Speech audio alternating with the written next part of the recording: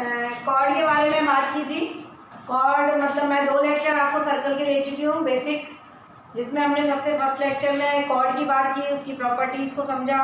Second lecture में हमने cord के क्वेश्चंस को किया, और आज थर्ड लेक्चर में मैं पुराना रिवाइज करने के बाद आज मैं आर्क की प्रॉपर्टी करवाने वाली हूँ आपको। आर्क यानी कि सर्कल पर चाप के द्वारा जो प्रॉपर्टी बनती है। तो पहले तो मैं आपको रिवाइज करवा देती हूँ। कॉर्ड प्रॉपर्टी हमने पढ़ी थी कि line draw to the centre, bisect the chord, perpendicular to the chord. बहुत ईजी वे में फटाफट कर लीजिए। ये line draw to the centre, bisect the chord, perpendicular to the chord. फिर सेकेंड प्रॉपर्टी हमारी होती है equal chord are equidistance from the centre, equal chord are equidistance from the centre, equal chords are equidistance A B C D अगर बराबर है, A B बराबर सी D है तो ये O P, so therefore O P equal to O Q होगा। ये बहुत इंपॉर्टेंट है। Equal chord subtend equal angle at the centre. अगर कॉर्ड इक्वल है तो उनके द्वारा बना हुआ एंगल कैसा होता है? इक्वल होता है। अगर ये बराबर ये है तो ये एंगल बराबर ये एंगल ये होगा। दूसरा हमने पढ़ा था larger chord is nearer to the centre of the circle, larger chord is nearer to the centre of the circle, ये पढ़ा था। और बार बार ये वाली प्रॉपर्टी हमारी नहीं होती है। इसमें हमारी क्या लगता है? पाइथागोरस। ये राइट एंगल है, ये हाइपोटेनियस है, एक साइड है एक ये साइड है। ये रेडियस की तरह काम करता है क्योंकि सेंटर से ज्वाइन करने वाली लाइन को आप क्या बोलते हैं? Radius of the circle. ये हमने कॉर्ड प्रॉपर्टी पढ़ी। आज हम पढ़ेंगे आर्क प्रॉपर्टी। आर्क यानी कि चाप, आर्क प्रॉपर्टी। सबसे पहले समझ लीजिए, बहुत इंपॉर्टेंट है सारे क्वेश्चंस। इसमें भी कॉर्ड में भी ये चीज लगी थी जो हमने किया, और अब हम ये आर्क प्रॉपर्टी पढ़ेंगे। सबसे पहले आप समझ लीजिए, ये सब आपने रिवाइज किया होगा, घर पे जाके और प्रैक्टिस करें। नहीं भी किया है तो वापस से प्रैक्टिस करें। ये मैं फर्स्ट और सेकंड जो सर्कल के लेक्चर है उसमें मैं इतना सब डिटेल में करवा चुके हैं आपको।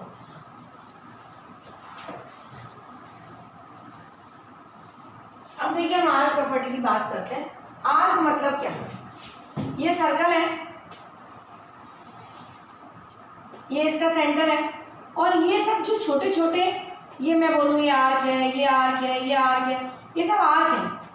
सर्कल एक मतलब छोटे छोटे आर्क से मिलकर बना हुआ है, जिसको हम क्या बोलते हैं? अगर फुल आर्क कर दें तो ये क्या हो जाता है? Perimeter of the circle. ये क्या हो जाती है?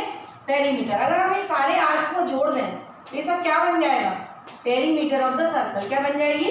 पेरीमीटर। पेरीमीटर को हम क्या बोलते हैं? सरकमफेरेंस।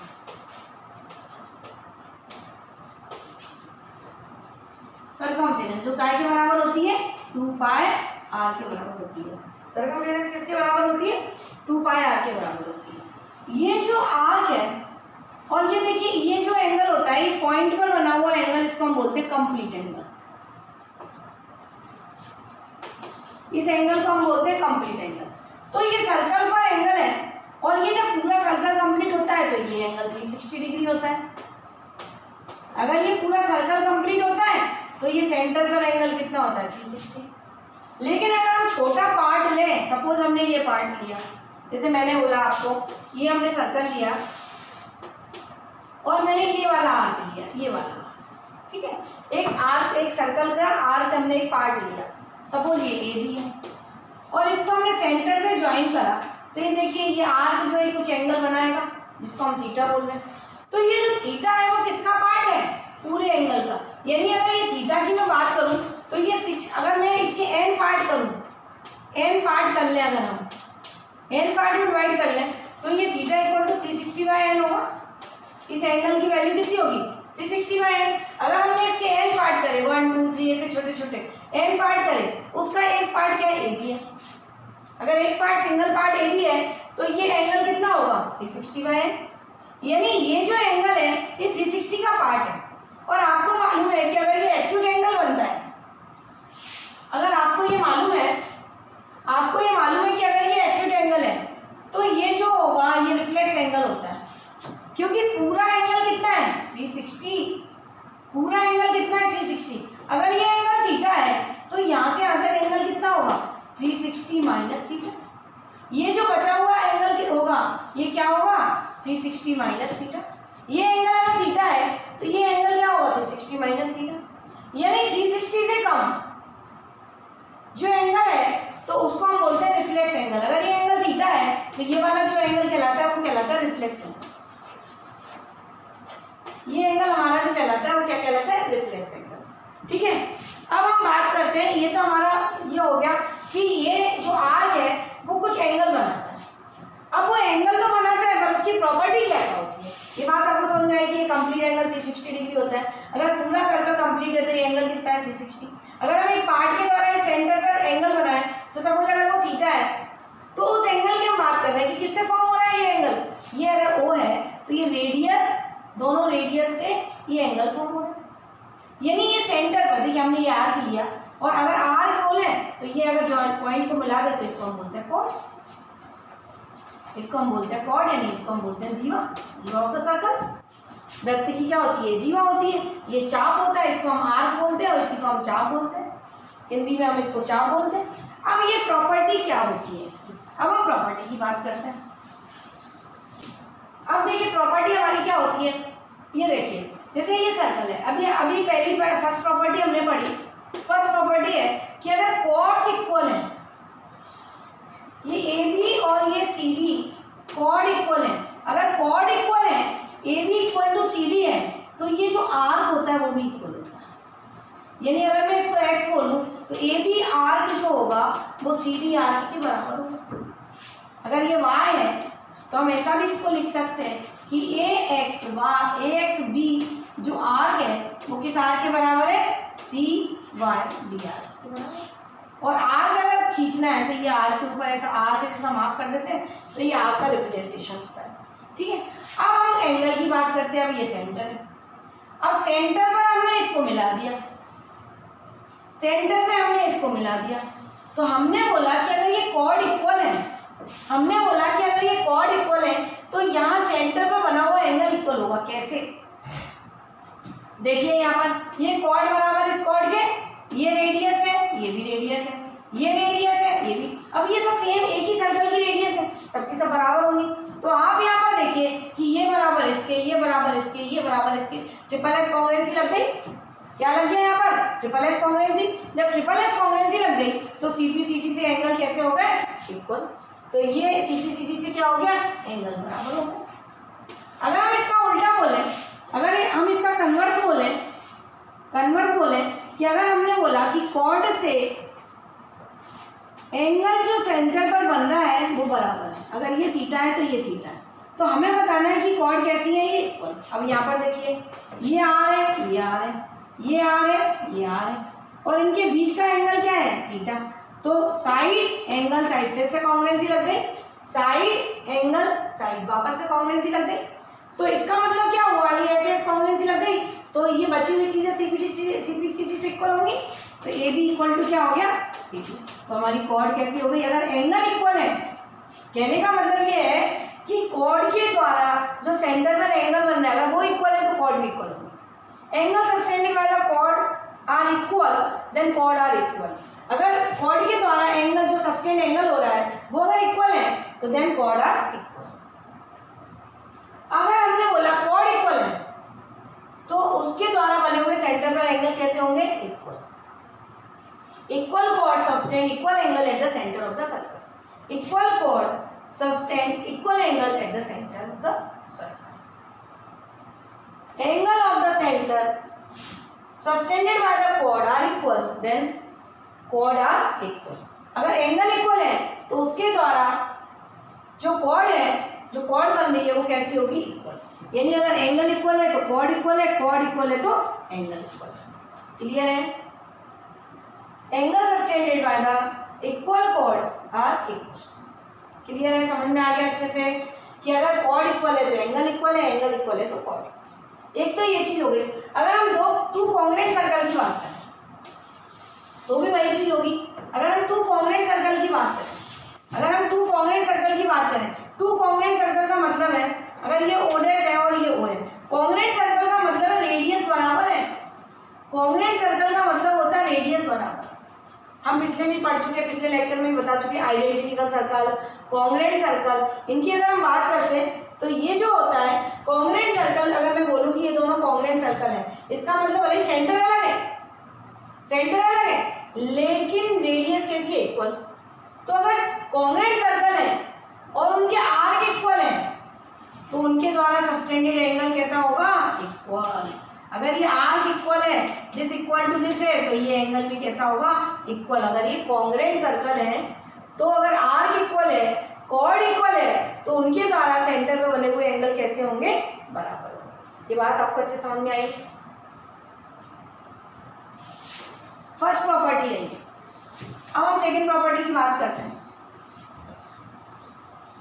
बहुत बहुत इंपॉर्टेंट प्रॉपर्टी है सेकंड प्रॉपर्टी।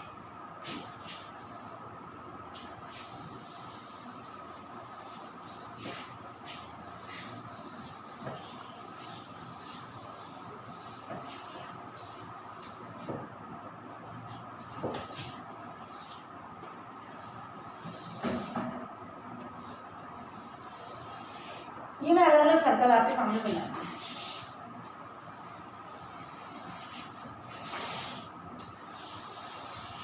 ये मैंने 3 सर्कल बनाए हैं यहाँ पर, और आप देखिए मैं कैसे क्या कहना चाहती हूँ। यहाँ पर मैंने एक ये वाला आर्क लिया, ये भी आर्क लिया, ठीक है।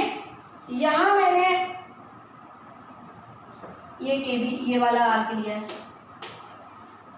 और यहाँ मैंने ये वाला आर्क लिया है। देखो तीनों आर्क में फर्क है, तीनों आर्क में फर्क है। यहाँ पर ये माइनर आर्क है तो ये मेजर हुआ, ये माइनर है तो ये मेजर हुआ, ये माइनर है तो ये मेजर हुआ। लेकिन यहाँ देखिए, अगर हम बात करें, ये सेमी होता है। अगर यहाँ से ये डायमीटर जा रहा है, ये इसका सेंटर है, ये A B is a diameter, A B is a diameter, O is the centre of the circle, A B is a diameter, O is the centre of the circle, तो ये half half हो गया। तो जब भी हम diameter के नीचे की बात करेंगे तो कैसा आएगा, माइनर आर्क। तो कैसा आएगा, माइनर आर्क। और जैसे ही हम डायमीटर के ऊपर बढ़ गए तो देखिए आधे से ज़्यादा हो गया, आर्क कैसा हो गया, आधे से ज़्यादा, हाफ से ज़्यादा हो गया, तो कैसा हो जाएगा, मेजर आर्क। तो हम जब इसकी बात कर रहे हैं तो ये हमारा मेजर आर्क की बात कर रहे हैं, ये मेजर आर्क है। और जब इसकी बात कर रहे हैं तो ये माइनर है। सबसे पहले आर्क समझ लीजिए कि माइनर है, मेजर है। अगर मैंने ये पॉइंट डायमीटर से या नीचे बनाए तो भी ये माइनर है, तो भी ये क्या है, माइनर। ये माइनर आर्क है, ये मेजर आर्क है। यहाँ से देखिए आप, अगर ये डायमीटर वाली लाइन है तो ये 2 इक्वल पार्ट में डिवाइड करती है। अगर ये डायमीटर है तो ये सर्कल को 2 इक्वल पार्ट में डिवाइड करती है। जब ये 2 इक्वल पार्ट में डिवाइड करती है तो जब तक हम ए बी के नीचे तक रहेंगे तब तक हम ये माइनर आर्क में रहेंगे, और जैसे ही हम ए बी से ऊपर जाएंगे तो ये आर्क कैसा हो जाएगा, हमारा मेजर हो जाएगा। यानी एक माइनर आर्क होता है और एक मेजर आर्क होता है। अब हमने बात करी कि हमने माइनर आर्क लिया और एक जो पॉइंट है, सपोज सी पॉइंट है, वो हमने मेजर आर्क के ऊपर ले लिया। अब हमने ये जो आर्क है ये मेजर आर्क लिया, और ये जो पॉइंट है सी वो माइनर आर्क के ऊपर लिया हमने। देखिए मैंने एक डिफरेंट सर्कल बनाए हैं, माइनर मेजर आर्क की हम बात करें, पहले समझो कि माइनर आर्क किसको बोलते हैं, मेजर आर्क किसको बोलते हैं। अब हम ये पॉइंट ले रहे हैं, देखिए ये माइनर आर्क है, यानी देखो 180, ये जो सीधी लाइन के नीचे जितना भी रहेगा उसको हम बोलेंगे माइनर आर्क। और जैसे ही हम ए बी के ऊपर पॉइंट ले लें, अब जैसे इसकी मैं बात करूँ तो ये देखिए मैंने जो पॉइंट लिए वो इस डायमीटर से ऊपर लिए, यानी ये मेजर आर्क हो गया और ये माइनर आर्क हो गया। यहाँ पर देखिए ये माइनर आर्क है और ये जो है हमारा मेजर आर्क है। अब ये जो पॉइंट है हम कहीं भी ले सकते हैं, ये सी है, ये सी है, ये सी है। अब कहने का मतलब ये है कि ये जो आर्क है यहाँ मैंने इसको ज्वाइन कर दिया तो एक एंगल फॉर्म होगा। अगर मैंने इस आर्क को इस सेंटर से ज्वाइन कर दिया तो ये एक एंगल फॉर्म होगा। और अगर इसी आर्क के ये दोनों पॉइंट है, इसको मैंने सी से ज्वाइन कर दिया तो भी तो एक एंगल फॉर्म होगा। यानी इसी सेम आर्क के द्वारा 2 एंगल फॉर्म कर रहे हैं हम, एक एंगल सेंटर पर कर रहे हैं और एक मेजर आर्क पर कर रहे हैं। माइनर आर्क तो हमने ले रखा है, हम एंगल कहाँ फॉर्म कर रहे हैं, एक हम सेंटर ऑफ सर्कल पर फॉर्म कर रहे हैं और दूसरा एंगल हम कहाँ फॉर्म कर रहे हैं, circumference, remaining part of the circumference. यानी अगर हम ये माइनर ले रहे हैं तो इसको हम मेजर आर्क के ऊपर बोलेंगे पॉइंट, या हम बोलेंगे remaining part of the circumference. ये जो पार्ट होता है इसको हम क्या बोलते हैं, मैंने आपको बताया ये क्या होती है, हमारी सर्कमफेरेंस होती है। तो अगर एक पॉइंट हमने यहाँ ले लिया तो दूसरा remaining part of the circumference कहलाएगा। अब यहाँ पर देखिए ये वाला अगर मैंने पार्ट लिया तो ये पार्ट इसके द्वारा ये सेंटर पर एंगल बना लिया, इस आर्क के द्वारा हम ये सेंटर पर एंगल बना रहे हैं और इसी आर्क के द्वारा हम ये एंगल सी बना रहे हैं, सर्कमफेरेंस के ऊपर एक एंगल बना रहे हैं। अब देखिए इसी आर्क के द्वारा हम यहाँ सेंटर पर एंगल बना रहे हैं, ये हमारा ओ है। देखिए ये यहाँ इस फिगर में मेजर आर्क है और इसके द्वारा हम सेंटर पर एंगल बना रहे हैं और इसी आर्क के द्वारा हम यहाँ पर एंगल बना रहे हैं। बात वही है, कहीं भी पॉइंट ले लें। ये समझ में आया आपको कि एंगल कैसा होना है। अब इन एंगल्स में कुछ रिलेशन होता है। ये रिलेशन ऐसा होता है कि अगर ये एंगल x है तो ये 2x होता है। ये अगर सर्कमफेरेंस में बना हुआ एंगल x है, सेम आर्क के द्वारा angle subtended by the arc eight the centre is double angle subtended bye it at the remaining part of the circumference. इस आर्क के द्वारा सेंटर पर बना हुआ एंगल डबल होता है उस एंगल के जो सर्कमफेरेंस के ऊपर बनता है। इस आर्क के द्वारा जो सर्कमफेरेंस पर एंगल बनता है वो सेंटर पर बने हुए एंगल का आधा होता है, ऐसा भी बोल सकते हैं। सर्कमफेरेंस पर जो एंगल बन रहा है वो उसका आधा होता है। ये एंगल अगर डबल है तो ये आधा होगा और ये एंगल अगर सपोज देखिए हम ऐसा भी लिख सकते हैं एंगल के हिसाब से। देखिए अगर ये एंगल 60 है तो ये एंगल कितना होगा 30 डिग्री। अगर ये एंगल 60 है और आर्क यही है, सेम आर्क, यानी ये ए पॉइंट है, ये बी पॉइंट है, ये सी पॉइंट है। अगर ए बी द्वारा सेंटर पर एंगल 60 है तो ये जो है सी पर एंगल कितना होगा, सर्कमफेरेंस पर एंगल कितना होगा, हाफ होगा। तो अगर ये 60 है तो 30 है, अगर ये 30 है तो ये 60 होता है। Angle at the centre is double angle in the remaining part of the circumference. अब देखिए यहाँ पर देखिए आप सेम चीज है, इस आर्क के द्वारा यहाँ एंगल अगर एंगल x है तो ये एंगल हमारा 2x होगा। अगर ये एंगल हमारा x है तो ये एंगल हमारा 2x होगा। यहाँ पर भी देखिए ये एंगल अगर 2x है तो ये एंगल हमारा x होगा। अगर ये एंगल देखिए अब इस आर्क के द्वारा बन रहा है, ये आर्क के द्वारा, इस आर्क के द्वारा ये वाला सेंटर पर एंगल बनेगा, इस आर्क के द्वारा ये एंगल पर सेंटर पर एंगल बनेगा। अगर ये एंगल 2x है तो remaining part of the circumference, बस इतना सा तो पार्ट बचा, remaining part of the circumference यानी यहाँ। अब देखिए इसको हम ऐसा भी बना, ऐसा जरूरी नहीं है कि मैंने जो बीच में लिखा है वो हमेशा बीच में लिखा रहेगा। अब देखिए यहाँ पर अगर मैंने ये दोनों पॉइंट लिए तो मैं यहाँ भी ले सकती हूँ सी, ये मेरा सेंटर है। ये देखिए ये अगर 2x है तो ये एंगल कितना होगा, x होगा। ऐसा भी बना सकते हैं, ऐसा जरूरी नहीं है, ऐसा जरूरी नहीं है कि यही बीच में बनेगा, कहीं भी ले सकते हैं। मैं यहाँ भी लूँगी तो भी ये एंगल कितना होगा मेरा,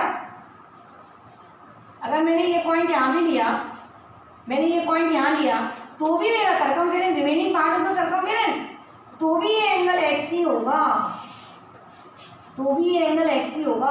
अगर मैं यहाँ ले लूँ तो भी ये एंगल x ही होगा। ये वाला जो एंगल है इसका आधा होता है remaining part of the circumference. अगर मैं ऐसा बात करूं, मैंने ये दो पॉइंट मैंने यहाँ पर लिए, ये भी मेरे पॉइंट है और मैंने ये सी पॉइंट यहाँ लिया। भाई रिमेनिंग पार्ट है, क्या जरूरी थोड़ा यही लेंगे, आप कहीं भी ले सकते हैं। ये जो पार्ट है, ये जो पार्ट है, ये देखिए ये जो पार्ट है, इस पार्ट से यहाँ एंगल x1, यहाँ 2x बन रहा है, इस पार्ट से ये आर्क है, बहुत इंपॉर्टेंट है, इसलिए इतने सारे फिगर से हम इसकी बात कर रहे हैं, क्योंकि बहुत सारे 90% क्वेश्चन इसी के ऊपर प्रॉपर्टी पर आते हैं। तो अगर ये 2x है, इस आर्क के द्वारा ये सेंटर है, तो इसी आर्क के द्वारा आप यहाँ पर देखिए ये जो एंगल है, ये जो एंगल है ये कितना होगा, x होगा। अब ये जरूरी है यहाँ ले, अगर मैंने यहाँ भी ये पॉइंट ले लिया तो ये एंगल कितना होगा, x होगा। ये सारे फिगर बना बना के आपको समझना है कि अगर ये एंगल डबल है तो ये एंगल उसका आधा होता है। समझ में आई फर्स्ट? अब इसका प्रूफ देखते हैं कि ये आता कैसे है, क्योंकि अगर हम इसका प्रूफ कर लेंगे तो ये हमेशा के लिए याद हो जाएगा। और दूसरा क्या होता है कि जब हम क्वेश्चंस करते हैं तो ऐसा बहुत बार होता है कि ये डायरेक्ट ऐसे नहीं दिया होता है, हमें समझ में आना चाहिए प्रूफ कैसे आता है, तो हम क्वेश्चंस में उस चीज़ को अप्लाई कर सकते हैं। क्योंकि ऐसा जरूरी नहीं है हर क्वेश्चन में ऐसा नहीं आएगा कि एक्स का डबल लिख दो, आधा लिख दो, ऐसा नहीं आते क्वेश्चन। बहुत सारे ट्रिकी क्वेश्चन आते हैं, हमें समझना पड़ता है कि एंगल कैसे आएगा। ये सारे आपको समझ में आ गए होंगे जहाँ तक समझती हूँ कि अगर हम ये आर्क लिया, ये 2x है तो ये x होगा, अगर ये बड़ा वाला आर्क ले लिया, अगर ये 2x है तो ये x होगा। ये फर्स्ट वाला बताया ही हमने। अगर मैंने ये 2x लिया तो कहीं पर भी पॉइंट ले लूँ मैं, ये जरूरी नहीं है कि मिड में ले, कहीं पर भी remaining part of the circumference. इसके अलावा ये जो ए बी पॉइंट है, इसके अलावा ये वाला, ये इस आर्क को छोड़ दो, इस आर्क को छोड़ दो, तो कहीं पर भी अगर मैं पॉइंट लूँ तो वो इस एंगल का आधा ही होगा, हाफ होगा। Angle at the remaining part of the circumference is half of the angle at the centre. Clear है? अगर ये 60 है तो ये 30 होगा। यहाँ पर देखिए, अगर ये 60 है तो ये 30 होगा। यहाँ पर देखिए, अगर ये 60 है तो ये 30 होगा। ये इसका मतलब ये है कि कहीं पर भी पॉइंट ले लें, वो सेंटर में बने हुए एंगल का हाफ होगा। अब ये प्रूफ कैसे आता है ये समझ लीजिए। क्लियर है? समझ में आया? ये हम क्या कर रहे हैं, आर प्रॉपर्टी समझने की कोशिश कर रहे हैं।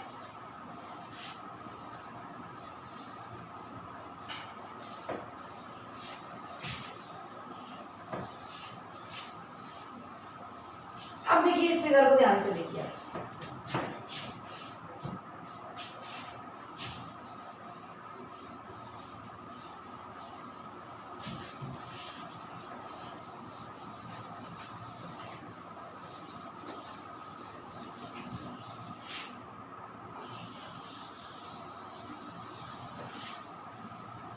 अब देखिए इसको कैसे करेंगे।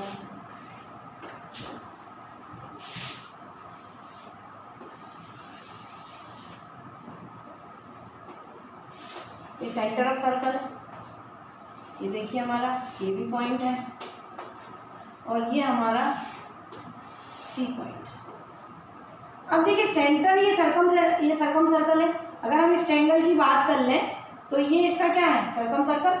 और सर्कम सर्कल है तो ये तीनों पॉइंट से इसकी डिस्टेंस कैसी होगी, इक्वल। सर्कम सर्कल का मतलब क्या होता है कि जो सेंटर है उसकी तीनों पॉइंट से, तीनों वर्टाइसेस से डिस्टेंस कैसी होगी, बराबर। यानी ओ ए बराबर ओ बी बराबर ओ सी होगा, ओ ए बराबर ओ बी बराबर ओ सी होगा। क्योंकि ये जो सेंटर है ये किसका सेंटर है, सर्कम सर्कल का। जो ट्रायंगल के ऊपर जो सर्कल बन रहा है ये उसका सेंटर है। तो ये तीनों वर्टाइसेस से इक्वल डिस्टेंस पर होगा, तो O A equal to O B equal to O C equal to क्या होगा, आर। अब यहाँ पर देखिए, अगर ये आर है और ये भी आर है और ये भी आर है तो सब क्या है, ये आइसोसेलेस ट्रायंगल हुआ। ये वाला अगर आर है, ये आर है, तो ये आइसोसेलेस ट्रायंगल हुआ। आइसोसेलेस ट्रायंगल का मतलब होता है अगर दो साइड बराबर है तो उनके बेस एंगल बराबर होते हैं। अगर ट्रायंगल आइसोसेलेस है, समद्विबाहु त्रिभुज अगर आइसोसेलेस है तो उसके बेस एंगल कैसे होते हैं, इक्वल होते हैं। तो यहाँ पर देखिए, अगर ये आर है, ये आर है, तो इसका मतलब ये जो एंगल है सपोज क्या होगा, ये वाला एंगल और ये वाला एंगल इक्वल होगा। सपोज ये एक्स है तो ये भी एक्स होगा।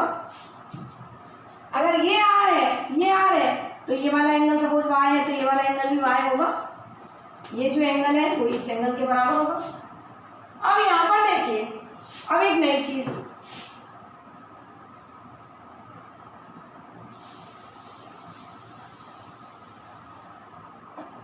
अगर ये हमारे पास एक ट्रायंगल है तो यहाँ पर देखिए एक्सटीरियर एंगल, अगर हम किसी त्रिभुज की एक भुजा को आगे बढ़ा दें, तीन भुजाएं हैं इसके अंदर, 3 साइड्स है, 1 साइड इज प्रोड्यूस्ड, तो जो बाहर एंगल बनता है वो इन दोनों एंगल के सम के बराबर होता है। यानी ये exterior angle equal to sum of opposite to interior angle, A plus C बराबर होगा। एक्सटीरियर एंगल जो होता है वो sum of opposite to interior angle के बराबर होता है। यानी ये जो एंगल है, ये सपोज पी है, तो एंगल पी बी ए बराबर होता है एंगल ए प्लस एंगल सी।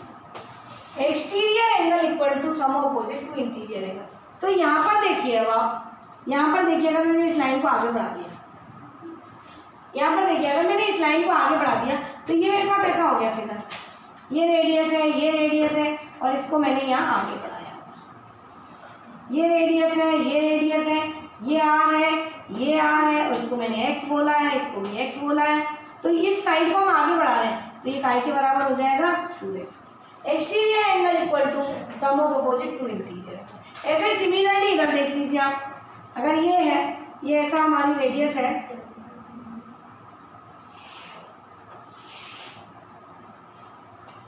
इसको मैंने आगे बढ़ाया हुआ है इस लाइन को, ये सपोज वो है, ये वो पॉइंट है हमारा, ये आर है, ये आर है, तो ये एंगल वाई है, ये एंगल वाई है। तो इसका मतलब एक्सटीरियर एंगल कितना हो गया, ये 2y हो गया। यहाँ पे ध्यान से देखिए आप, अगर ये y है, ये y है, तो exterior angle equal to sum opposite to interior angle. Exterior angle equal to sum opposite to interior angle. अगर ये x है, ये x है, तो ये 2x है, ये y है, ये y है, तो ये कितना हो गया 2y। अब अगर हम इसको जोड़ दें तो यहाँ पर देखिए, अगर मैं इसको जोड़ दूँ, यहाँ पर इस एंगल को जोड़ दें, देखिए अब यहाँ पर लिखते हैं हम, ये सेंटर है, ये 2y, ये 2x है, ये 2y है, और यहाँ पर देखिए ये एंगल a है, तो ये एंगल x है और ये एंगल y है, ये हम बता चुके हैं। तो यहाँ पर देखिए आप, अगर मैं यहाँ पर जोड़ूँ इसको, ये वाली फर्स्ट इक्वेशन जोड़ दें अगर हम, देखिए यहाँ पर क्या लिखा हुआ है हमको कि एक्सटीरियर 2x इक्वल टू ये देखिए यहाँ पर ये C है, ये और O है। अब इस वाले ट्रायंगल में देखिए ये एक्सटीरियर एंगल है, सपोज मैंने इसको D नाम दे दिया, ये लाइन जो है D है, तो D यानी कि ये AOD angle AOD equal to क्या होता है x प्लस एक्स। और अगर मैं चाहूँ तो AOD जो एंगल है इसको मैं ट्वाइस ऑफ दिस एंगल लिख सकती हूँ। यहाँ पर देखिए ये जो एंगल है ये ट्वाइस ऑफ दिस एंगल है, x का डबल है, तो इस एंगल का नाम मेरा क्या है, ACO। क्या नाम है मेरा, angle twice of angle ACO। यहाँ पर देखिए आप, ये जो एंगल है ये इस एंगल का डबल है, तो इसको हम लिख सकते हैं ACO, तो twice of ACO, AOD equal to twice of ACO। यहाँ से हम लिख सकते हैं, ये सपोज मेरा B है, तो BOD angle BOD is equal to लिख सकते हैं twice of angle BCO, angle BCO। देखिए यहाँ पर ये जो एंगल 2y है तो इसका हम डबल लिख सकते हैं, यहाँ पर हमने इसका डबल लिख दिया, और इन दोनों को हमने जोड़ दिया एंगल AOD। अब यहाँ पर देखिए आप, एंगल AOD को जोड़ दें, एंगल BOD को जोड़ दें, तो ये क्या बन जाएगा, अगर हम दोनों इक्वेशन को जोड़ दें प्लस कर दें तो ये जो है AOB बनेगा, इसको ये प्लस ये मिला के AOB बनेगा। और जब हम इन दोनों को जोड़ेंगे तो ये बन जाएगा हमारा AOB, और यहाँ से हमारा बन जाएगा ट्वाइस, और ये बन जाएगा, अब देखो यहाँ पर देखो ACO को जोड़ा और BCO को जोड़ा, जब इन दोनों को जोड़ेंगे तो एंगल टोटल क्या बन जाएगा, एंगल C, ये बन जाएगा एंगल C, ये टोटल एंगल क्या बन जाएगा C, यानी angle AOB equal to twice of angle C। अगर ये एंगल x है, अगर ये angle C equal to x, angle C equal to अगर x है, तो एंगल AOB इक्वल टू कितना हो गया 2x। ये बात समझ आई कि अगर ये एंगल x है तो ये कितना हो गया 2x, अगर ये एंगल x है तो ये कितना हो गया 2x, अगर एंगल C जो है x है तो सेंटर बना हुआ एंगल कितना हो गया 2x। अब देखिए सेकंड प्रॉपर्टी, थर्ड प्रॉपर्टी, ये सर्कल है और ये हमने वही बोला है कि ये आर्क है हमारा AB, और ये सेंटर है O। AB आर्क है, ये सेंटर है O। तो यहाँ हम एक चीज बोलते हैं कि angle in the same segment are equal, angle in the same segment are equal. देखिए सेम सेगमेंट मैंने कल भी आपको पिछले लेक्चर में ही बताया था, सेगमेंट ये एक हमारी कॉर्ड है, यानी ये हमारा आर्क है, तो एक सेगमेंट ये होता है और एक सेगमेंट ये होता है। तो जब हम इस आर्क की बात कर रहे हैं तो बाकी बचा हुआ सेगमेंट ये हुआ, तो इस सेगमेंट के ऊपर जितने भी एंगल बनेंगे ये सब बराबर होते हैं, एंगल C बराबर एंगल D बराबर, अगर मैं एंगल E ले लूँ तो ये अगर ऐसा बन रहा है तो angle E angle in the same segments are equal, angle in the same segment are equal. Same segment में सेम जीवाखंड जिसको हम बोलते हैं, सेम जीवाखंड में बने हुए एंगल जो कोण होते हैं वो सब कैसे होते हैं, बराबर। यानी अगर ये x है तो ये भी x है तो ये भी x है। अब देखो ये आता कैसे है, angle in the same segments are equal, ये एंगल आता कैसे है इक्वल।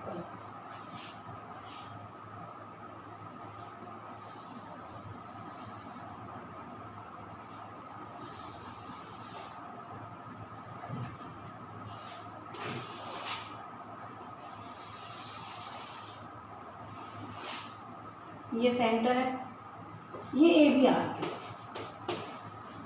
मैंने ये वाला एंगल लिया और एक ये वाला एंगल लिया। ये आर की हम बात कर रहे हैं, ये देखिए इस आर की हम बात कर रहे हैं। ये एंगल हमारा सी है, ये एंगल हमारा डी है और ये एंगल ओ। तो अभी हमने पिछले उसमें प्रूफ करा, अगर मैं ये रेडियस है इसको ज्वाइन कर दूँ, सेंटर से ज्वाइन कर दें, तो अभी हमने पढ़ा कि angle at the centre is double. इस एंगल का सर्कमफेरेंस में बने हुए एंगल का ये एंगल डबल होता है। अगर ये एंगल x है तो ये एंगल कितना होगा, 2x। अब यहाँ पे भी हम बात करें, अगर ये एंगल 2x है, सेम आर्क है, देखिए सेम आर्क, अगर ये एंगल x माना मैंने तो ये कितना होगा, 2x, सेंटर बना हुआ उसका डबल होता है। अभी हमने उसके पहले जो है वो प्रॉपर्टी प्रूफ करी, angle at the centre is double at the remaining part of the circumference. अब अगर ये 2x है तो ये हमें पता है सेम आर्क है, तो ये एंगल कितना होगा, x। ये अगर 2x है तो एंगल कितना होगा, x। तो ये दोनों एंगल कैसे हो गए, बराबर। तो angle in the same segment are clear है। नेक्स्ट प्रॉपर्टी,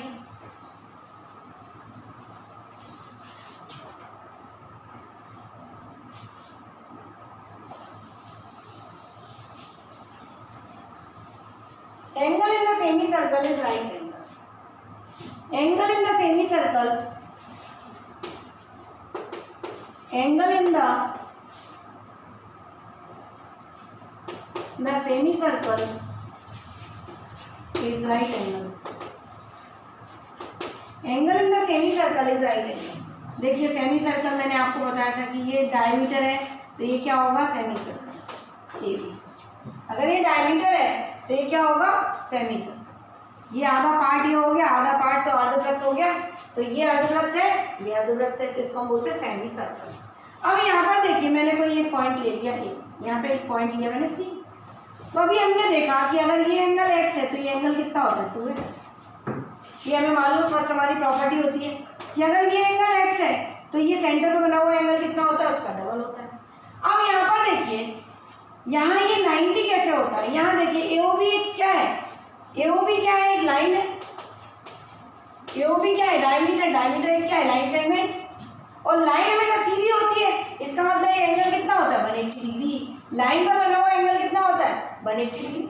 AOB एक लाइन है तो लाइन पर हमेशा एंगल कितना होता है, 180 डिग्री। तो 2x इक्वल टू कितना हो गया, 180 डिग्री। तो सेंटर में बना हुआ एंगल कितना है, हमें खुद ही पता होना चाहिए कि लाइन है तो सेंटर में बना हुआ एंगल कितना होगा, 180। जब ये एंगल 180 यानी 2x बराबर 180, तो एंगल x बराबर कितना हो गया, 90 डिग्री। तो ये जो एंगल x है वो कितना हो गया, 90। यानी अगर ये डायमीटर है तो सर्कमफेरेंस में बना हुआ एंगल कितना होता है, 90 डिग्री। यानी angle in the semicircle is right angle. अर्धवृत्त में बना हुआ कोण 90 डिग्री होता है। अर्धवृत्त में बना हुआ कोण 90 डिग्री होता है। ये बात समझ में आई। हमने फर्स्ट प्रॉपर्टी क्या करी थी, angle at the centre is double और angle subtended by the equal chord is equal, angle in the same segments are equal. फिर हमने पढ़ा angle in the semicircle is right angle. ये सारी प्रॉपर्टीज जो है आपको अच्छे से आनी चाहिए। उसके बाद हम करते हैं साइक्लिक कोऑर्डिनेटर। साइक्लिक कोऑर्डिनेटर की क्या प्रॉपर्टी होती है भाई, सबसे पहले यहाँ पर देख लो आप, कुछ हम क्वेश्चन करते हैं, जैसे सिंपल सिंपल क्वेश्चन जिससे आपकी प्रॉपर्टी रिवाइज हो जाए। एक ये सर्कल है, ये BC एक कॉर्ड है, ये सेंटर है इसका, और यहाँ पर जो एंगल है ये जो एंगल बन रहा है वो कितना बन रहा है हमारा 60 डिग्री। तो हमसे ये वाला एंगल पूछा उसने, सपोज ये एंगल ई है, ये एंगल पूछा, कैसे करेंगे भाई? देखिए एंगल एट द सेंटर, ये रेडियस है, और अभी हमने पढ़ा कि जो सर्कम, देखिए अब ये जो आर्क है, अभी हम इसको भूल जाओ, अभी हमारा ई पॉइंट है, मैं दूसरे उसमें बनाती हूँ फिगर, ये हमारी कॉर्ड है BC, ये BC है और ये आर। तो ये जो सेंटर है, इसके द्वारा जो सेंटर पर एंगल होगा इसका डबल होगा। अगर ये x है तो ये 2x होगा, ये O है। ये एंगल अगर x है तो ये कितना होगा 2x। तो ये एंगल अगर 60 है तो ये कितना होगा 120। ये कितना हो जाएगा 120, डबल हो जाएगा। ये बात आपको समझ में आई? अब यहाँ पर वापस देख लीजिए आप, अभी मैंने आपको बोला कि अगर ये एंगल 120 है तो ये बाहर वाला रिफ्लेक्स एंगल, रिफ्लेक्स एंगल कितना होगा 360 माइनस 120, तो ये कितना हो गया 240। ये कितना हो गया हमारा 240। रिफ्लेक्स एंगल कितना हो गया हमारा 360 में से 120 को माइनस कर दे तो कितना हो गया हमारा 240।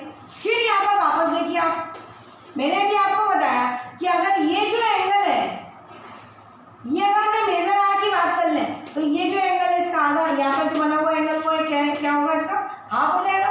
ये सेंटर एंगल अगर 240 है तो ये एंगल कितना हो जाएगा 240 डिवाइड बाय 2, 120।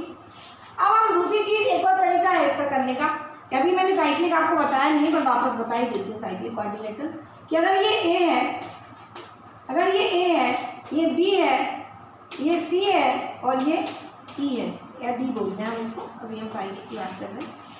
देखिए चारों पॉइंट कहाँ पर है, सर्कल के ऊपर। चारों पॉइंट कहाँ पर है, सर्कल के ऊपर, तो इसको हम बोलते हैं साइक्लिक क्वाड्रिलेटरल। 4 साइडेड फिगर है, लेकिन सर्कल के ऊपर उसके पॉइंट है, इसका इसलिए हम उसको बोलते हैं चक्रीय चतुर्भुज।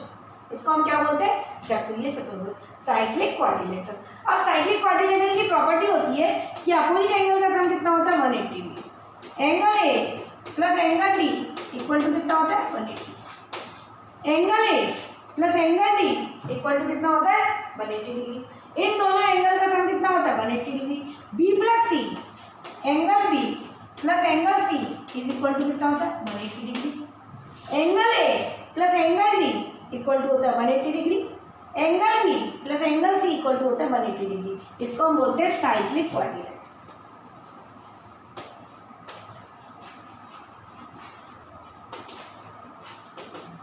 साइक्लिक क्वाड्रिलेटरल, सर्कल के ऊपर चारों पॉइंट होते हैं तो उसको हम बोलते हैं साइक्लिक क्वाड्रिलेटरल। अब ये आता कैसे, हम इसका प्रूफ कर लेते हैं। भाई ये तो प्रूफ बहुत कंपलसरी है, हम इसका प्रूफ कर लेते हैं। अब इसमें मैं आपको ये चीज़ बता दूं कि इस वाले में मैंने यहाँ से माइनस करके इस एंगल को निकाला कि ये एंगल अगर 240 है तो ये एंगल 120 हो गया।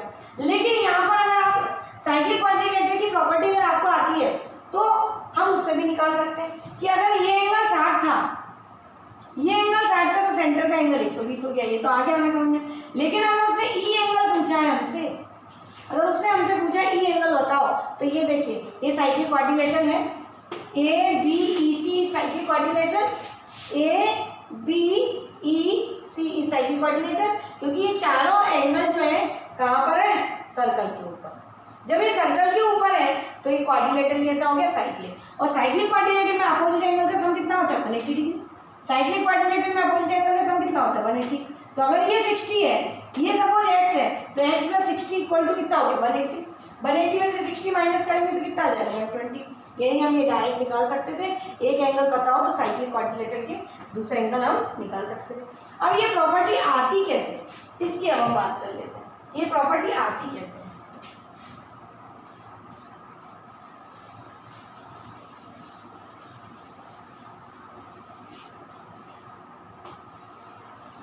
अब देखिए अगर ये हमें प्रूफ करना है कि a plus D equal to 180 आती है, ये हमारा सेंटर ऑफ सर्कल है, ये O है, ये हमारा क्या है सेंटर ऑफ सर्कल। अब देखिए यहाँ पर मैंने ये ज्वाइन करा, ये मैंने ज्वाइन कर दिया इसको। तो यहाँ पर आप देखिए ये जो एंगल होगा वो A2 होगा,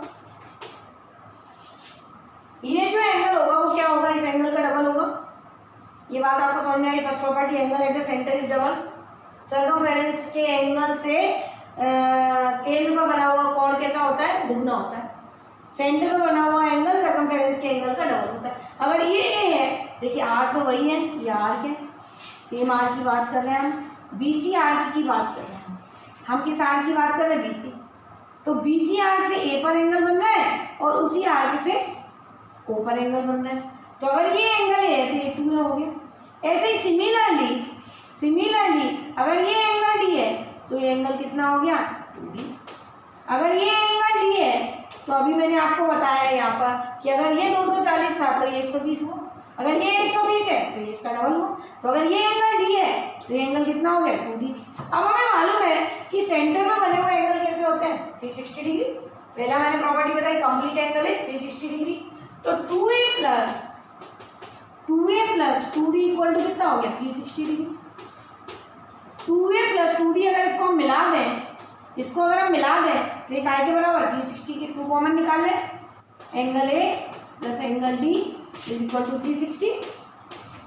तो angle A plus angle D ये 2 से डिवाइड कर दें तो कितना आ गया? यानी अपोजिट एंगल का सम कितना होता है? 180। साइक्लिक क्वाड्रिलेटरल में अपोजिट एंगल का सम कितना होता है? 180। ऐसे सिमिलरली बी और सी से लेंगे, इधर से ऐसे लाइन खींच देंगे तो भी वही आएगा। अपोजिट एंगल का सम कितना होता है? 180। ये बात समझ में आई कि अगर ये एंगल ए है तो ये 2a होगा, अगर ये 2 है तो ये होगा, ये 2d है तो ये d होगा, अगर ये d है तो ये 2d होगा। और दोनों को जोड़ दें तो यहाँ से देखिए हमने पहली प्रॉपर्टी लगाई तो भी वही आंसर आया। साइक्लिक की प्रॉपर्टी लगा दी, एक्चुअली प्रूफ तो उसी से हो रहा है। तो साइक्लिक की प्रॉपर्टी लगाई, पर हमें याद होना चाहिए, हम डायरेक्ट अगर ये एंगल पूछा, ये दिया, ये पूछा, हम डायरेक्ट निकाल सकते। अगर हमें अब दूसरी चीज़ एक और देखिए, आप एक और चीज़ देखिए कि अगर ये हमारा साइक्लिक क्वाड्रिलेटरल है और इसको मैं आगे बढ़ा दूं, ये ए, ये बी, ये सी और ये डी। ए plus D, B plus C बराबर कितना था? 180। और ये मैंने पॉइंट्स ऐसे ले लिए, और जनरली ये A B C D cyclic के फॉर्म में लिखना है। तो अगर ये ए है, ये बी है, तो ये सी होगा, ये डी मैंने उसके हिसाब से ले लिया जैसा वहाँ क्वेश्चन में दे रखा था।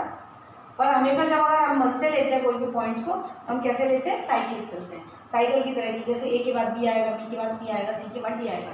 लेकिन मैंने इसी फिगर से आपका यूज़ कर लिया, इसलिए यहाँ पे मैंने डी लिख दिया। सपोज इसमें ई लिखा था तो हमने यहाँ पे डी लिख दिया, इसलिए मैंने ये ऐसा लिख दिया है। बाकी आपको याद रखना है कि अपोजिट एंगल का सम हमेशा कितना होता है? 180। क्लियर है? मैंने यहाँ पर डी लिया इसलिए ए प्लस डी 180 हुआ। अगर आपका यहाँ पर सी होता तो ए प्लस सी इक्वल टू 180 होता। ये ध्यान रखना आपको। मैंने यहाँ पर डी पॉइंट लिया है इसलिए ए प्लस डी 180 होता।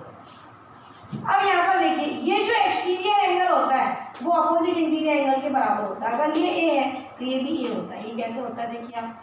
अब ये जो है, इन दोनों का जो सम है वो कितना है? ये जो इंटीरियर एंगल है, angle A plus angle D equal to कितना है हमारा? 180 डिग्री। आप यहाँ पे ध्यान से देखिए। और ये जो एंगल है इंटीरियर, सपोज मैं इसको एक्स बोल दूँ, यानी angle A plus x equal to कितना है हमारा? 180। Angle A plus angle x equal to 180 degree. और यहाँ पर देखिए एक्स प्लस ए क्या है? Linear pair. Angle x plus angle A, यानी इसको मैं सपोज बाय बोल दूँ, एंगल वाई इक्वल टू कितना है? 180 डिग्री बाय लीनियर पेयर। यहाँ पर देखिए, अगर मैंने इसको x बोल दिया, इसको y बोल दिया, यहाँ ध्यान से देखिए आप, ये जो एंगल है इन दोनों का सम कितना होता है? अपोजिट एंगल का सम 180, यानी a प्लस डी 180 है तो a प्लस एक्स भी 180 होगा। तो a plus x equal to 180 आ गया। अब यहाँ पर देखिए, ये लाइन है, ये BC को BD को मैंने आगे बढ़ाया। अगर हमने BD लाइन को आगे बढ़ाया तो एक लाइन है, और लाइन में बना हुआ एंगल कितना होता है? 180 डिग्री। तो x प्लस, अगर मैं एक्सटीरियर एंगल का नाम दूँ बाय, तो x plus Y equal to कितना हो गया? 180। अब आप यहाँ पे देखिए, इन दोनों इक्वेशन में आप देखिए, इन दोनों इक्वेशन में आप देखिए ध्यान से, ये 180 है, ये x है, ये 180 है, तो a बराबर y क्यों होगा? क्योंकि दो इक्वेशन आपस में बराबर कब होती है? जब उनकी सारी चीजें बराबर हो। अब ये 180 के बराबर ये चीज है, ये 180 के बराबर ये चीज है। Things which are equal to the same things are equal to one another. अगर दो चीजें किसी दो चीज के बराबर है तो आपस में कब बराबर होंगी? जब उनके सारे एलिमेंट्स बराबर होंगे। तो अगर ये 180 बराबर a प्लस एक्स है, 180 बराबर x प्लस वाई है, तो इसका मतलब ये x के बराबर है, तो इसका मतलब a के बराबर y होगा, तभी 180 बराबर 180 होगा। तो यानी ए बराबर क्या हो गया वाई, यानी ए बराबर क्या हो गया वाई, यानी ये जो एंगल है वो एंगल ए होता है। यानी exterior angle of a cyclic quadrilateral, cyclic quadrilateral का exterior angle of a cyclic quadrilateral is equal to opposite interior angle. ये ए है तो ये भी ए होगा। ये बहुत यूजफुल प्रॉपर्टी है, बार बार काम आती है। ये साइक्लिक क्वाड्रिलेटरल की भी प्रॉपर्टी बहुत ज़्यादा काम आती है। ये सब आपको याद रखना है कि अगर ये ए है, अगर ये एंगल ए है तो एक्सटीरियर एंगल जो होता है साइक्लिक क्वाड्रिलेटरल का वो इस अपोजिट एंगल के बराबर होता है। अगर मैं यहाँ से लाइन खींचूँ ये, तो ये जो एंगल होगा इस बी के बराबर होगा। अगर मैं यहाँ से लाइन खींचूँ आगे तो ये जो एंगल है वो डी के बराबर होगा। Exterior angle equal to opposite interior angle in cyclic quadrilateral. In cyclic quadrilateral sum opposite two angle is 180 और exterior angle equal to opposite interior angle, exterior angle equal to opposite interior angle. ये बात आपको अच्छे समझ में आई। अब हम इसके ऊपर थोड़े से कुछ क्वेश्चंस करते हैं।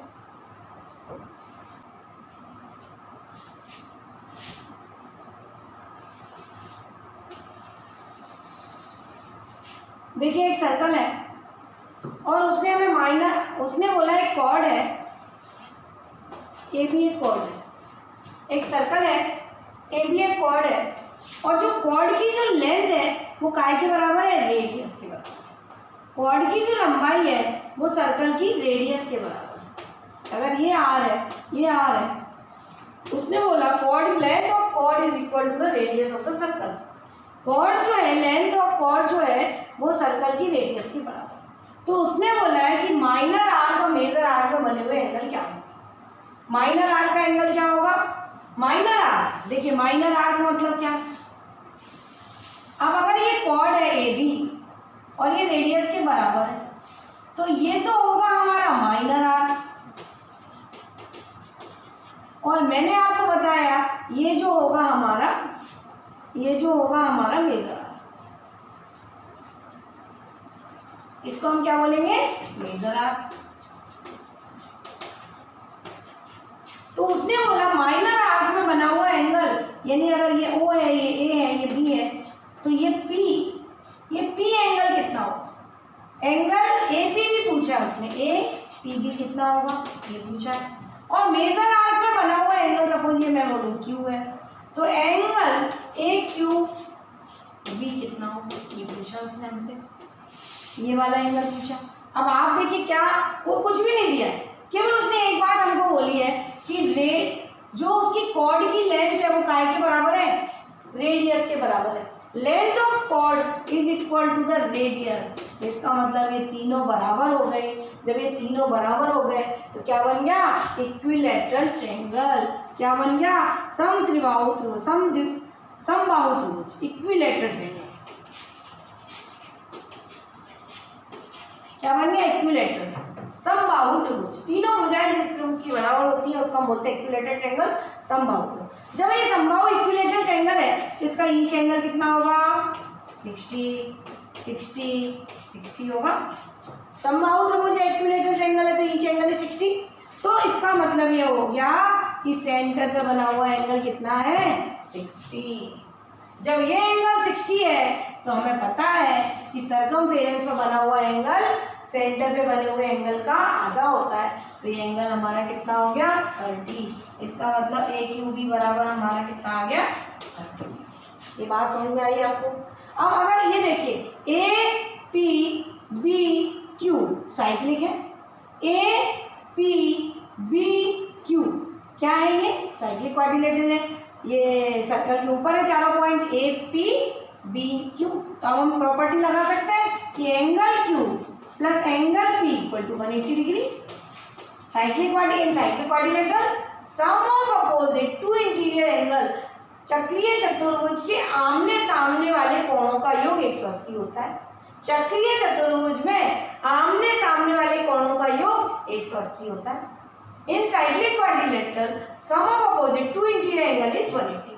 तो अगर Q इक्वल टू मेरा कितना है, 30 डिग्री, तो एंगल P बराबर 180, तो एंगल P बराबर कितना हो जाएगा, 150। यानी माइनर आर्क में बना हुआ एंगल कितना आ गया हमारा, 150 डिग्री। माइनर आर्क में बना हुआ ये छोटा सा आर्क है, माइनर आर्क में बना हुआ एंगल 150 है और मेजर आर्क में बना हुआ एंगल 30। अब इससे एक और प्रॉपर्टी हमारी क्लियर होती है कि हमेशा मेजर आर्क में बना हुआ एंगल एक्यूट होता है। कैसा होता है ये? एक्यूट। हम एग्जांपल लेके बना सकते हैं। और ये हमेशा कैसा होता है? माइनर आर्क में ऑब्ट्यूज। ऑब्ट्यूज एंगल होता है। मेजर आर्क में आप देखिए यहाँ पर ये एंगल ऐसा बनता है, ऐसा, तो आपको दिख रहा है ये ऑब्ट्यूज एंगल है। और ये हमेशा ऐसा बनता है, ऐसा, तो ये हमेशा दिख रहा है आपको एक्यूट है। यानी मेजर आर्क में जो एंगल बनता है वो एक्यूट होता है और माइनर आर्क में जो एंगल बनता है वो ऑब्ट्यूज होता है। माइनर आर्क में जो एंगल बनता है वो ऑब्ट्यूज होता है। यहाँ से दो चीजें क्लियर हो गई। हमने यहाँ पर कौन सी प्रॉपर्टी लगाई? साइक्लिक प्रॉपर्टी लगा दी। हमने angle at the centre is double वाली प्रॉपर्टी लगा दी। तीसरी चीज कि माइनर आर्क है ये तो हमेशा ऑब्ट्यूज होगा। ऐसे डायरेक्ट भी पूछते हैं कि माइनर आर्क में बना हुआ एंगल एक्यूट है कि ऑब्ट्यूज है, तो हमें पता होना चाहिए कि मेजर आर्क में एक्यूट होता है और माइनर आर्क में हमेशा ऑब्ट्यूज होता है। एक्यूट प्लस ऑब्ट्यूज मिलके ही 180 बनता है। एक्यूट प्लस ऑब्ट्यूज मिलके ही 180 बनता है। तो इन दोनों का सम कितना होता है? 180 डिग्री। ये बात आपको अच्छे समझ में आई। अब एक और क्वेश्चन हमारा, अब उसने हमको बोला है ये सर्कल है, फिर उसने हमको बोला है कि ये एक डायमीटर है, A B is a diameter. अब हम उसने हमें डायमीटर की बात करना है और हमने पढ़ा है angle in the semi circle is right angle. अगर ये डायमीटर है तो ये बात बिल्कुल अच्छे से समझ लीजिए आप। अगर ये डायमीटर है तो angle in the semi circle is right angle. ये ओ है, ये ए है, ये बी है, तो angle in the semi circle is right. Angle in the semi circle is right angle. तो उसने बोला A B is a diameter और उसने बोला है ए बी एक डायमीटर है और उसने बोला एक सी डी कॉर्ड है। सी डी जो कॉर्ड है, सी डी बराबर रेडियस। सी डी जो कॉर्ड की लंबाई है वो किसके बराबर है? रेडियस के। यहाँ वो ऐसा देना है, ये रेडियस के बराबर है। अभी मैंने आपको बताया कि अगर ये रेडियस के बराबर है तो ये कैसा ट्रायंगल फॉर्म होगा? कैसा ट्रायंगल फॉर्म होगा? Equilateral triangle. ये बात आपको अच्छे समझ में आ गई कि उसने बोला सी डी बराबर काय के आर की, और अब उसने बोला है कि ए सी को प्रोड्यूस करते हैं। देखिए क्वेश्चन में बताती जा रही हूँ, फिगर समझाती जा रही हूँ। क्वेश्चन में बहुत सारा फिगर नहीं बना होता है, पढ़ के बनाना होता है, और बना है तो हमें एंगल की वैल्यू बतानी होती है और डायरेक्ट पूछ लेता है। A B is a diameter, C D chord is equal to radius, then A C is produce and B D produce intersected P. जब ए सी और बी डी को प्रोड्यूस करते हैं तो वो वहाँ कहाँ इंटरसेक्ट करता है? पी पर। तो उसने हमसे पूछा find the angle of C P D. Find the angle of C P D. ये एंगल पूछा उसने हमसे एक्स, ये एंगल पूछा हमसे एक्स। बताइए कैसे करना है? सोचिए जरा, सोचिए इस एंगल को, इसको हम कैसे करेंगे? सोचिए ध्यान से। ये बात आपको मैंने बताई है, angle in the semi circle is right angle. कहाँ ये लग सकता है? कौन सी प्रॉपर्टी लग सकती है? समझ में आना चाहिए। बस हमने जो पढ़ा है वही लगने वाला है, हमने जो पढ़ा है वही लगने वाला है। अब ये देखिए, सोचिए, ध्यान लगाइए। नहीं आ रहा है कोई बात नहीं, इधर देखिए आप। अब उसने बोला सी डी बराबर आर, ये आर है, ये आर है, ये आर है, तो ये क्या हो गया? बहुत अच्छा क्वेश्चन है, आता है, ये बहुत बार आया हुआ है एग्जाम में, एसएससी के एग्जाम में। ऐसे मेंस में तो जो मैं पढ़ा रही हूँ बोर्ड के ऊपर, मेंस में अगर आप देखेंगे मेंस का पेपर उठा के, तो जो मैं यहाँ बोर्ड पर कराती हूँ वो डायरेक्ट आपको ओरली बन जाएंगे। अगर आप मेरे साथ साथ प्रैक्टिस करेंगे तो मेंस का पेपर आप ओरली बना पाएंगे। और थोड़ा सा जो एडवांस का पेपर होता है वो थोड़ा ट्रिकी होता है, 2 चीज़ें 3 चीज़ें मिला के आता है। तो प्रैक्टिस आप करते जाएंगे तो एडवांस का पेपर भी आपको ईजी लगेगा। अगर मेंस का पेपर ओरल बनता है तो एडवांस का पेपर ईजी हो जाता है। ये अगर 60 है, ध्यान दीजिए आप, ये अगर 60 है, सेंटर पे बना हुआ एंगल 60 है, और अगर मैं इसको ज्वाइन कर दूँ, देखिए अगर मैंने इसको ज्वाइन कर दिया, अगर हमने इस लाइन को ज्वाइन कर दिया तो angle in the semi circle is right angle.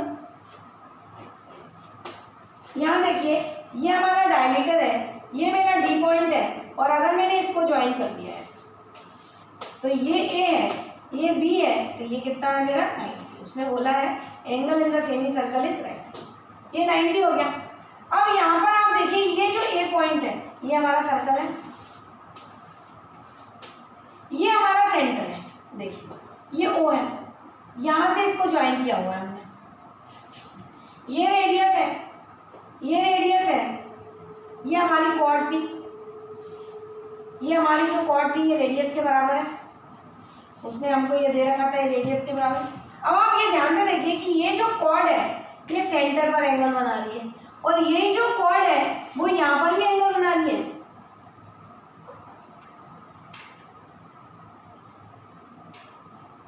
ये जो कॉर्ड है ये सेंटर पर एंगल बना रही है, ये जो कॉर्ड है वो सर्कमफेरेंस पर एंगल बना रही है।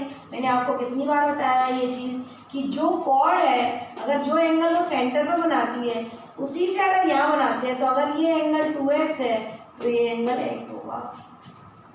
अगर ये एंगल 2x है, ये आर्क है, और ये एंगल अगर 2x है, ये एंगल अगर 2x है तो ये एंगल x होगा। तो अगर ये एंगल 60 है तो ये एंगल कितना हो जाएगा 30 डिग्री। ये हम समझाने की कोशिश कर रहे हैं। अगर ये एंगल 60 है, यहाँ ध्यान दीजिए आप, अगर ये एंगल हमारा 60 है तो ये आर्क वही है, ये आर्क वही है, ये अगर 60 है तो ये जो एंगल होगा वो कितना हो जाएगा 30 डिग्री। ये एंगल अगर 60 है और ये हमारा आर्क है तो ये जो एंगल है वो कितना हो गया 30 डिग्री। अब आप इस ट्रायंगल को देखिए, अब आप इस ट्रायंगल को देखिए APD, इन ट्रायंगल APD,